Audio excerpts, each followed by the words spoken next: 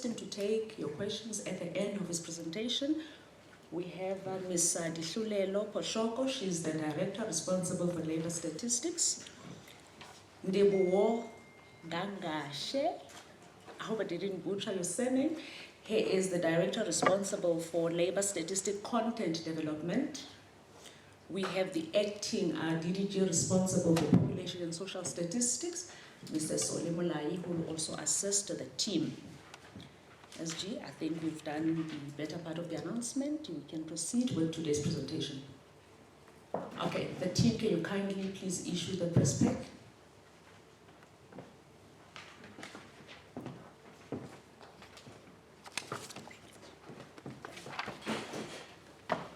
Members of the media, and I do not know what good we have done today or what bad we have done today that our friend from Newsroom Africa, Ntokozo, chooses to sit right at the far back. Either she wants to see the numbers quite clearly when they are reflected, or she wants to run out before you lift the embargo, Felicia, and inform the world. But she knows that we are very strict with that. But let me greet all of us here. But we have visitors today. We have visitors that are with the University of Pretoria currently. And I'm told that they are based in Germany, but they are visiting the University of Pretoria. I will come to their names later, but I also have my friend and colleague here who is leading a big delegation. So my colleagues from Germany, I don't want to go to Zambia one day and I'm sent away because the Statistician General of Zambia is here himself, Mr. Goodson Sinyenga, and he's a good brother of mine. Me and him took the responsibilities of our offices at the same time. But also we know that South Africa and Zambia share a very good history in our relations. And of course, he's here with his colleagues. They are visiting us this week.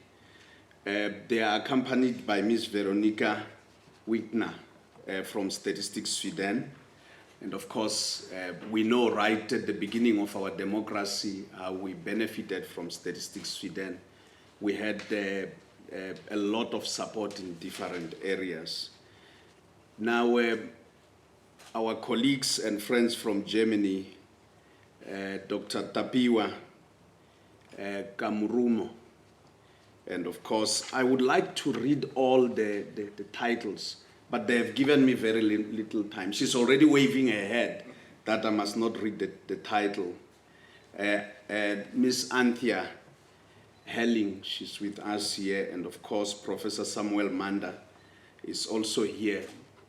And they said that we want to hear what those statisticians are going to talk about today. So we're pleased that you are here to join us. I see Deputy Directors General from Statistics South Africa. I've seen Yandi Swamurudu, right, seated there. Eshuel Jineka, as usual, sitting at the back. Ntabiseng Mahata, and if I have skipped any of the deputies, let me apologize for that. But let me take note also of the staff members of StatsSA and members of the public that are here. We are coming to talk about the quarterly labor force survey for the second quarter of 2024.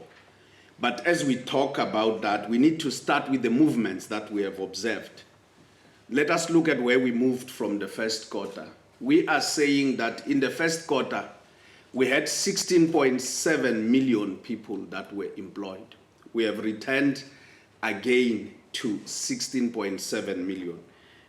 We went a bit fewer by about 92,000, but we returned to 16.7 million. In terms of those that are unemployed, we were sitting at 8.2 million. We went up by 158,000. And indeed, we're sitting at 8.4 million. The discouraged work seekers have gone up again from 3 million in the first quarter, up by 147,000 to 3.2 million. other not economically active have remained the same at 3.1 million, having, of course, gone fewer or gone down by 75,000. Now we want to see what this 8.4 million means.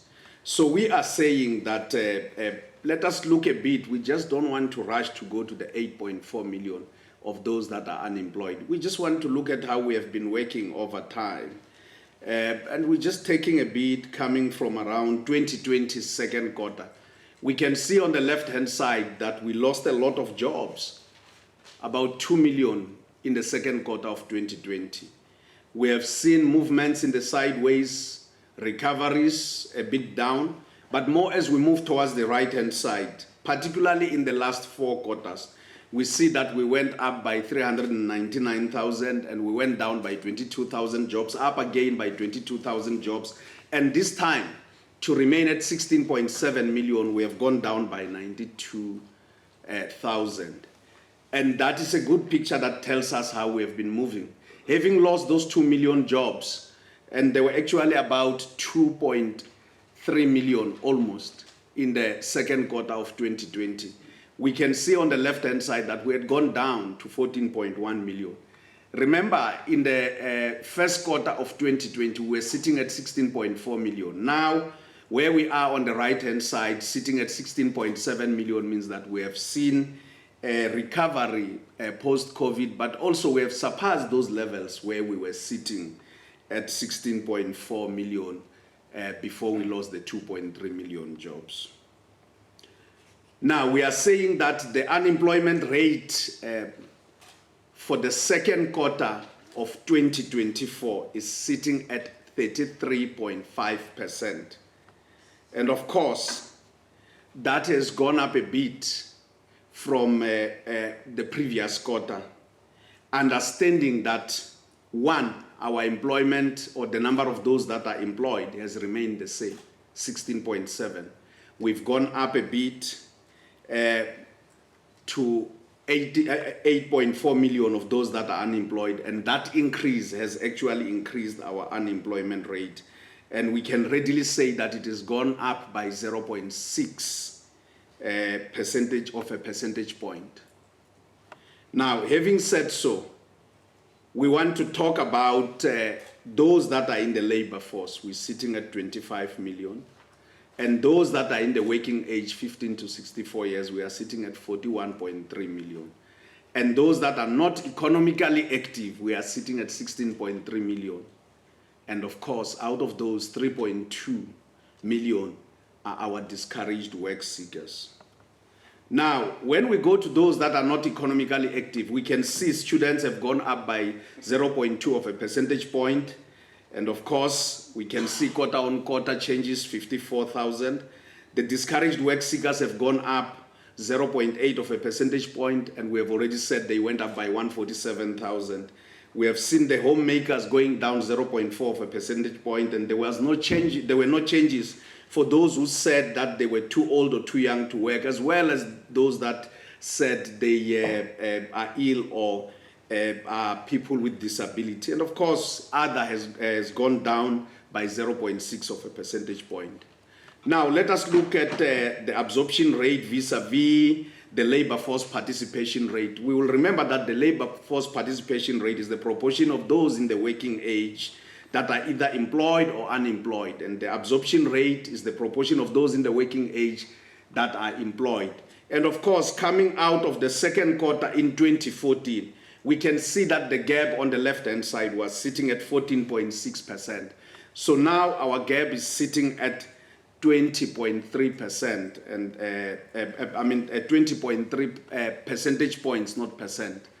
And that difference, the wider it gets, it means that the number of jobs that are being created are not able to deal with the issue of unemployment. Because otherwise, if we're narrowing down, we would be seeing that the number of those that are being employed are actually lowering that gap. Having said so, let us look at the expanded unemployment rate. We are saying that Those that are not employed, 8.4 million using the narrow definition, plus the 3.2 million discouraged work seekers, plus another 800,000 who didn't look for employment for other reasons than discouragement and would have taken up employment had it been available. We are saying now we are sitting at 12.4 million, and that returns the expanded unemployment rate of 42.6%. So we can see that we have almost 10 percentage points of a difference between the official unemployment rate and the expanded unemployment rate. Let us look at the provinces. We are saying that the Northwest continues to lead the pack at the top, with the official unemployment rate in the red color sitting at 41.3%. When we look at the expanded unemployment rate going into the gray color, the Northwest continues to lead, sitting at 54.2%. The Northwest has now overtaken the Eastern Cape, which has come to be the second, as we can see, both on the basis of official as well as expanded. We can see that the official unemployment rate for the Eastern Cape is sitting now at 41%, and of course, the expanded is sitting at 49.7%. All the way to the Western Cape right at the bottom, where we are saying the official unemployment rate is sitting at 22.2%, whereas the expanded unemployment rate for the Western Cape is sitting at 27.3%. We know that the Western Cape has always been staking the claim as the one with the lowest unemployment rate. Let us look at the other provinces where we see that there are larger movements, particularly in Limpopo, third from bottom. We can see that in Mpumalanga, fourth from the top, as well as in the Northwest. The jump between the red color and the gray color tends to tell us that we have more discouraged work seekers in those provinces. So is KwaZulu-Natal and the Northern Cape. Having said so, we are saying that the Western Cape and KwaZulu-Natal have consistently been below the official unemployment rate for the country. And of course, when we look on the right-hand side, we can see the lines of those two provinces within the national average. The others have actually always been above the national average. Generally, the Eastern Cape, the second from the left-hand side, we can see it has always been above. The Northwest, as we have indicated, was always fluctuating or hovering around the national average, but it has actually started going up. And of course, we can see provinces like Limpopo, third from the right-hand side, which had remained below the national average and is starting to go up. Unemployment rate increased in 6 provinces between the first quarter of 2024 and the second quarter of 2024. But we can see that the Northern Cape has seen the highest increase. So when we look at the fourth bar from the left-hand side, we can see the steep for the Northern Cape going a lot more stronger than the others. Of course, we can see that there are other provinces that have gone down, provinces such as Limpopo, third from the left-hand side, and of course the Free State, third from the right-hand side, and the Eastern Cape, second from the right-hand side. Let us look at long-term unemployment. When we talk about long-term unemployment, we are talking about those that have been unemployed for 12 months or more. We are saying that we are sitting at, out of the 8.4 million, 6.4 million are in long-term unemployment, representing 76.2%. And of course, those that are in short-term unemployment are sitting at 23.8%. But when we look coming out of where we were 10 years ago, those in long-term unemployment were sitting at about 65.8%. So we have seen about a jump by slightly above 10 percentage points in 10 years in those that are in long-term unemployment. The formal sector in South Africa accounts for 68.9%, as we can see right at the top with a blue color. It is followed by the informal sector at 18.8%, accounting for 3.1 million. Private households account for 1.2 million at 7%. And of course, about 900,000, 896,000 to be exact, is in agriculture, accounting for 5.4%. All employment sectors decreased between the first quarter and the second quarter of 2024, except the informal sector that increased by 48,000 jobs.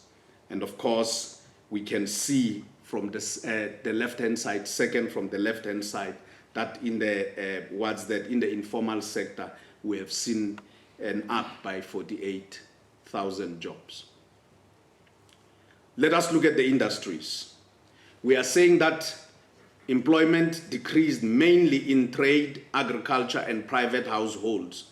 And of course, when we look at the trade right at the bottom, we lost 111,000 jobs, followed by agriculture, 45,000 jobs lost. Private households, 18,000 jobs lost. Construction, which has been depressed for quite some time, 11,000 jobs lost. Finance lost 9,000 jobs. The gains were in manufacturing, 49,000 jobs, representing 3%. Community and social services, which include government, 36,000 jobs. Utilities, as in electricity, gas, and water, 9,000 jobs. Transport, 3,000 jobs. Mining, 2,000 jobs. But those gains were not enough to offset the losses that we have seen. That is why we are sitting with an increase in the unemployment rate by those 0.6 of a percentage point. Let us look at the provinces and how they are fared. Gauteng, Limpopo, on the right-hand side, have recorded the highest or the largest increases. As in Gauteng, 42,000 jobs gained, 31,000 jobs gained in Limpopo, 25,000 jobs gained in the Eastern Cape. Biggest losses were in the Western Cape, on the left-hand side, 65,000 jobs lost. Mpumalanga, 50,000 jobs lost. KwaZulu-Natal, 49,000 jobs lost. And indeed, the Northern Cape and the Northwest also lost jobs. Let us look at population groups. Before population groups, let us look at the unemployment with levels of education. Graduate unemployment remains the lowest at 9.7%. It is followed by other tertiaries sitting at 23%. Matric and less than matric are actually above the national average. As we can see that matric is sitting at 35.8%, 39.3% for those with less than matric. Then we want to look at age cohorts. We are saying that young people aged 15 to 24 years had the highest unemployment rate at 60.8%. They are followed again by young people aged 25 to 34 years, with the unemployment rate sitting at 41.7%. And of course, as such sustains, particularly for those in the ages 15 to 24 years, we see that their absorption rate as well as their labor force participation rate remains the lowest. Yet as we go higher with other age cohorts, as we go up, say at the top 55 to 64 years, we can see their unemployment rate is sitting at 12.5%. So the younger people are, the more vulnerable they are to labor markets. Youth aged 15 to 34 years, their unemployment rate remains higher than national average compared to the other age cohorts. So we can see that the shaded color is, or the shaded space is the national average. The darker color within that are those aged 35 to 64 years. They remain below national average. But those young people aged 54 to 34 years remain higher than the national average. So our challenge with unemployment as a country sits relatively with young people. There are 10.3 million young people aged 15 to 24 years. Of those, 3.6 million are not in employment, education, or training, and they return a need rate of 35.2%. Having said so, we are saying that when we expand further and we go to 15 to 34 years, we see the need rate going far above 35.2%, all the way to 44.2% on the right-hand side. And it has consistently been high. Now, let us talk about the need for males and females. The darker color, the gray one is the national need, average, but the darker color as in blue, we can see is the need for males aged 15 to 24 years, sitting at 33.9%, lower than the 35.2% that we have spoken about on the right-hand side. But the need for females remains higher. So those not in employment, education, or training, those that are much more vulnerable are females. Going further, let us look at population groups. We are saying that the unemployment rate for Black Africans is higher than the national average, as we can see on the right-hand side.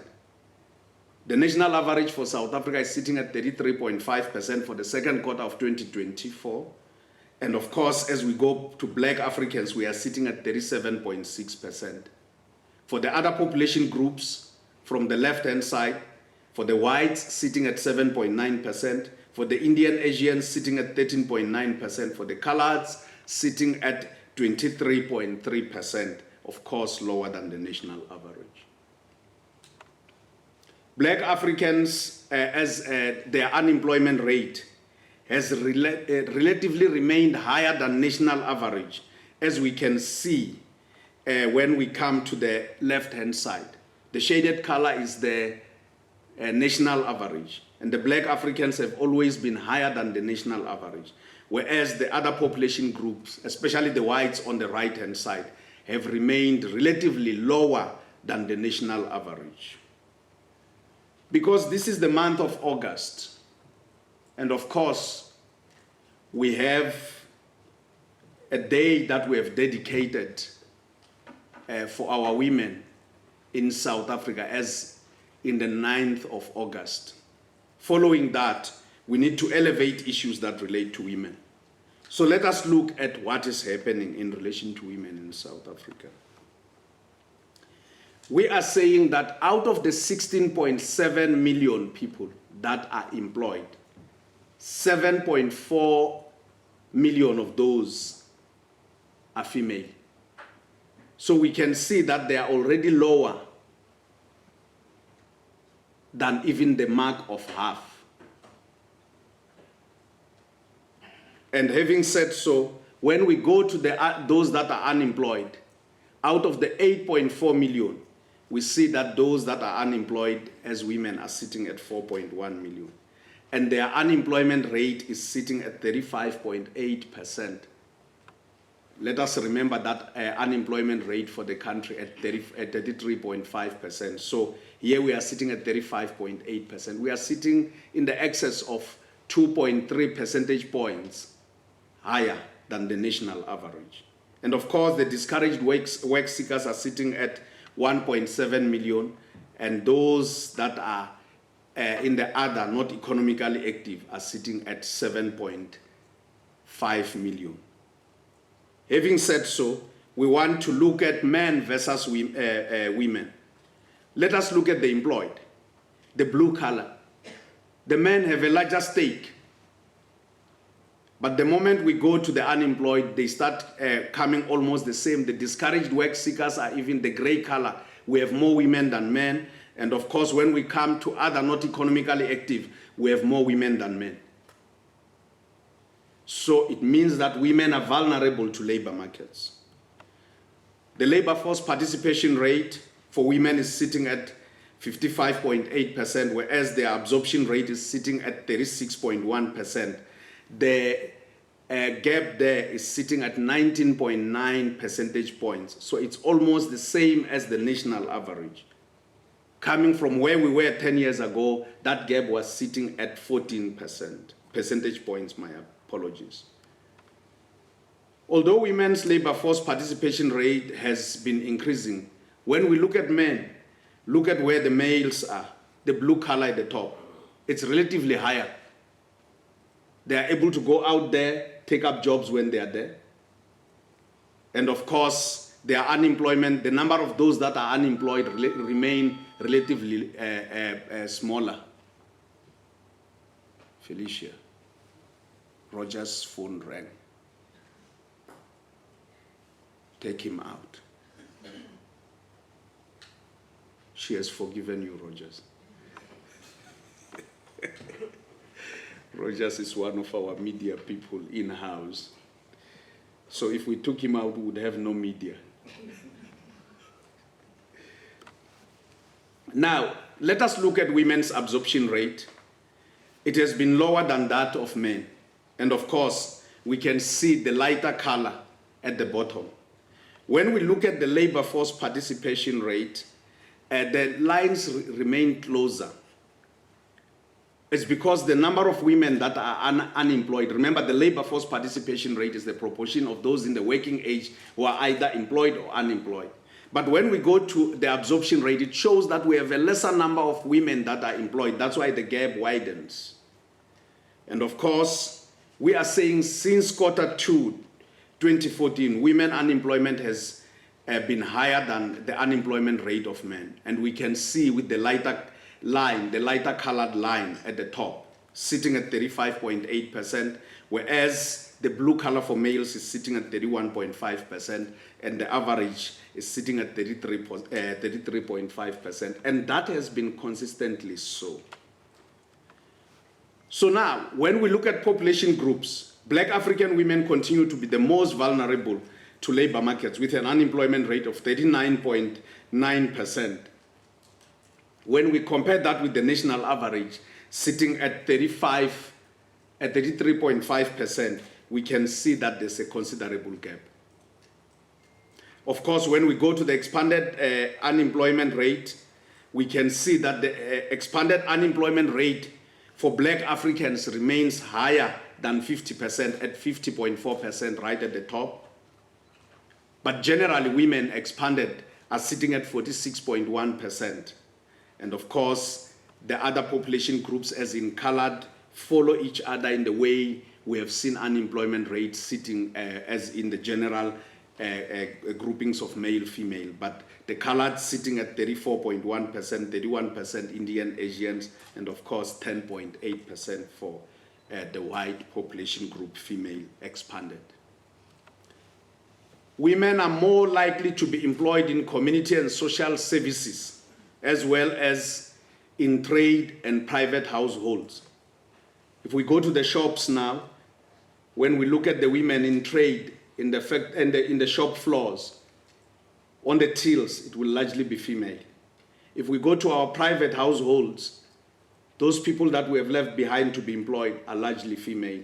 And of course, when we also look at community and social services, expanded public works program, as well as government, it's females, but usually in the lower age cohorts, not age cohorts, in the lower, job cohorts, rather than in managerial and the like. We are saying that women occupying managerial positions account for 7.1% compared to 10% of men. I've already said that point. And of course, when we look at elementary, we can see that women are the most in terms of the blue color. And not the blue color. When we come to elementary, we can see men are the most in terms of working in the gardens and the like. But when we go to working in the kitchens, we'll find more women. And of course, you can see domestic workers. She wants me to stop, and I'm not going to stop. I still have the mic. She's not going to stop me. Let us recap, because now she wants me to stop. We are saying that the unemployment rate increased by 0.6 of a percentage point to 33.5% as of the second quarter of 2024. And of course, the absorption rate decreased by 0.4 of a percentage point to 40.3%. We are saying that the number of those that are unemployed increased by 158,000. And of course, we have seen decreases in those that are employed by 92,000. The largest employment losses were in trade, 111,000 jobs lost. Agriculture, 45,000 jobs lost. And we are saying private households, 18,000 jobs lost. There were efforts made by manufacturing, gaining 49,000 jobs, as well as community and social services, 36,000 jobs. And of course, we are saying that women are more likely to be employed in community and social services, as well as in trade, as well as in private households. We are still in the field, let me say. How many more minutes do I have? 11:30. So media houses, you can start filing your stories. Embargo is lifted. We are still in the field. Geospatial information frame, governance, public safety and justice survey, quarterly labor force survey continues quarterly, general household survey January to December, domestic tourism survey January to December, consumer price index monthly, and of course the volunteer activity survey July to September. So please, when our field workers knock at your doors, when they arrive at your enterprises, make sure that we do support them. Some of them arrive there thirsty. Let us make sure that they have water to drink. This slide says Ndihela Kwala. Let's say staff members know this slide very well. Members of the media, you know this slide very well. But our friends from Zambia do not know this slide, as well as our friends from Germany that are visiting the University of Pretoria do not know about this slide. Now, it says Ndihela Kwala. It's in one of the languages in South Africa.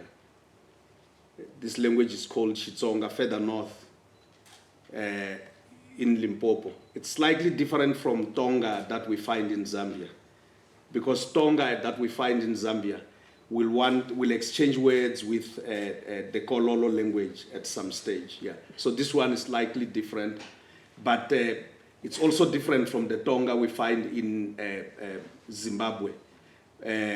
But when you go to southeastern Zimbabwe, in areas like Shirezi, you find this language, and then they will start combining.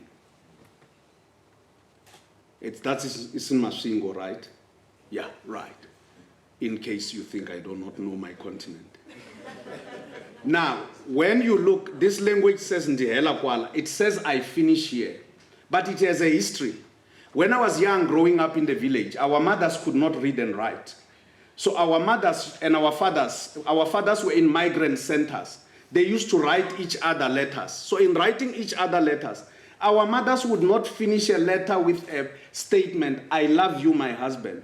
Because as children, we were not supposed to hear those words coming out of our mother's mouths. We were going to go deaf according to village legend. And then our fathers also could not finish a letter with, I miss you, my wife. We were not supposed to write those words down, because if we wrote them, we were going to go blind according to village legend. So mother and father had to find a standard way to say Ndihela Kwala. A letter coming from a migrant center in Johannesburg or Durban or Cape Town would say Ndihela Kwala. It was a standard way in Xitsonga. In Tshivenda, they would say Ndifelela Hanef. In Sepedi, they would say Kifetsa Honamo.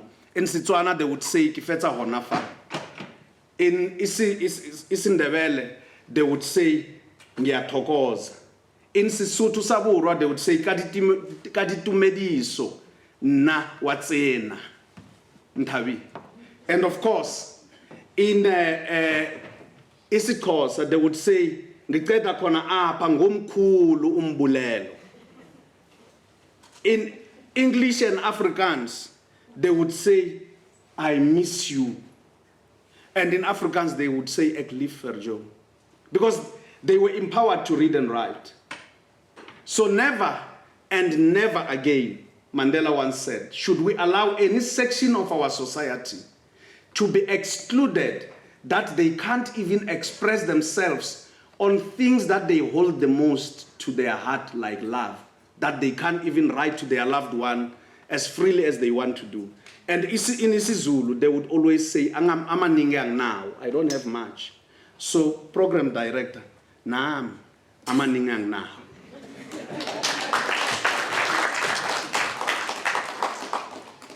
Nkomo SG, the floor is open for questions.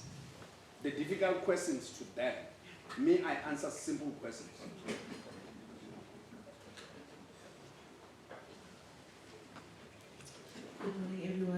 Ndalo Tugana at Bloomberg News. SG, just a little bit of color on the sector that shared the most jobs, which is the trade industry. Which are the subsectors